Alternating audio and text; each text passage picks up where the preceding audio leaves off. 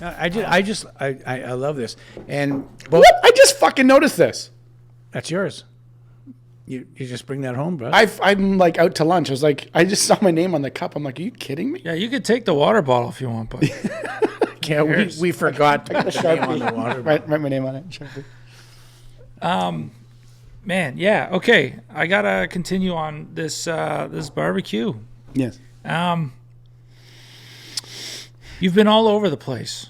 Mm-hmm. You've been all over the world, or all over at least America. All over America. This. Okay. I haven't done any barbecue in Europe. Do they? Europeans are barbecuing, right? I've hosted a lot of competition barbecue teams that come if they're in Canada because they. So I competed in barbecue for a long time, and then I did the restaurant. But those are two different worlds. So competition barbecue is of like the really quick version. My brisket, I'm super proud of it. Won an award in New York City. Won Best Brisket at Brisket King in 2018 or 19. And I went down there and I cooked my brisket that I serve at the restaurant. When I do contests and you're serving KCBS, which is Kansas City Barbecue Society, brisket, you're cooking what the judges are expecting to taste. You're not cooking the best brisket. They have guidelines and parameters. Okay. They have guidelines and parameters that you have to present within and what they expect to taste. So you're cooking for the judges, and that's it. One bite. They're going to pull it up, and they're going to give it the pull test to check for tenderness. Am I understanding that the Kansas City Barbecue Society is the... In competition world, yeah, they're the single biggest organization that sanctions events. That sanctions competitions. You mentioned it earlier that Kansas City is the brisket. Yeah. So what they do is they take the brisket, which is two intersecting muscles, and they separate them either pre or during the cook. They will take the lean end, which looks like a flank steak. Yep. Right? Okay. The lean end looks like a flank steak. There's a very distinct line of fat between the two muscle heads. Okay, sure. Right? So it's sitting like this and like this. So the fatty end is towards the top of the neck going into the neck. And that's where they make burnt ends. It's the moist of the brisket. So if you go to a deli and you order pastrami and you want moist, it's coming from the top end. Oh. The bottom end's the lean. Just a second. Is pastrami? Oh, geez, we just opened up a whole other can of worms. Now I'm going to go 25 minutes to explain this. That's okay. We've got 6-7 hours. Yeah. So brisket, depending on how you treat it, is either corned beef. Are you kidding me? Smoked meat.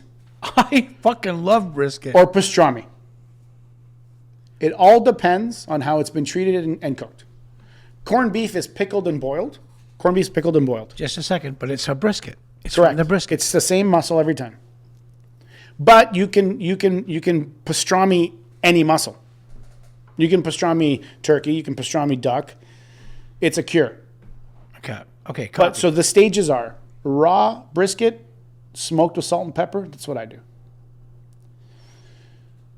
Cure it and boil it. You're making corned beef. Okay, so when I'm in Montreal, smoke I it, go have boil it and smoke it. Montreal smoked meat. Thank you. You answered my... Buffalo Bill loved saw that coming. A pastrami. Oh my God. I've never known this. And then pastrami is the cured product, which would become smoked meat, covered in a very distinct spice blend. So I suspect there's a whole lot of people out there eating brisket and not aware of it. Yeah, they don't know. Yeah, it's all the same cut. That's all. Well, I'll be damned. No, so many. No, it's a massive. I've said that so many times. I've told so many people. Told that story so many times to people that I forget that people forget about that process or how it all is connected. I didn't forget. I've never been aware. Okay. This is my first aware. Let's go back to Kansas City. Let's make sure we get this. Just a minute. Is there corned beef involved?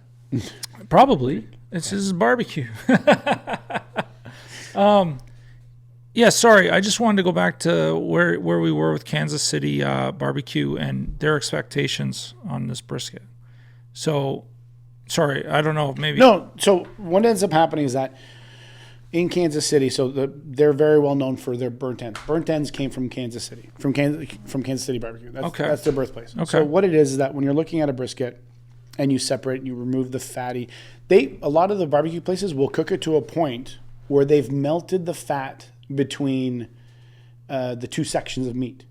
Like at a certain point, when I wrap my briskets, if I'm wrapping them too late in what I consider the cook, and I put the brisket on a just a plate, and I just start shaking it like this back and forth, it'll just separate.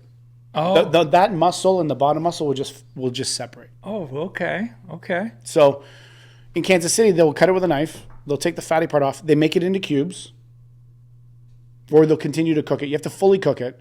Then they toss separated. So now they're cooking the lean and they're cooking the fatty in two different places. Oh my God. Okay. So they take the fatty and they put it into cubes. They throw it into a pan with a bunch of sauce. And when that sauce caramelizes on the meat, that is a classic Kansas City burnt end. That sounds insane. Yeah, it's delicious. It's super decadent. And then they take the lean that looks like a big flank steak Yeah. and they slice it across the grain and they get the slices. That's why if you Google Kansas City brisket and you Google Texas brisket, you won't know that it's from the same animal. You'll think it's from a different part of you won't know it's the same muscle.